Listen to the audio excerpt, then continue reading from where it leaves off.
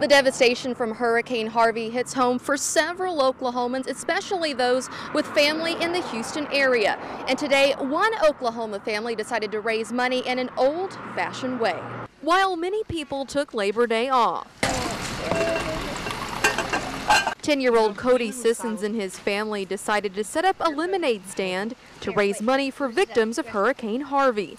The fifth grader says he wanted to help after seeing the devastation on TV. I just wanted to help, and it made me feel bad. Cody's mom, Katie, says they have a personal connection to Houston. Her aunt and uncle lost just about everything. Yeah, they live in the west side of Houston, and their house is in about 9 feet of water right now. So with every dollar earned, they hope to help them get back on their feet. And we don't have very much money, so we sell the lemonade. I hope you get a new house, and I hope you're all okay. In Edmond, Crystal Price, KOCO 5 News.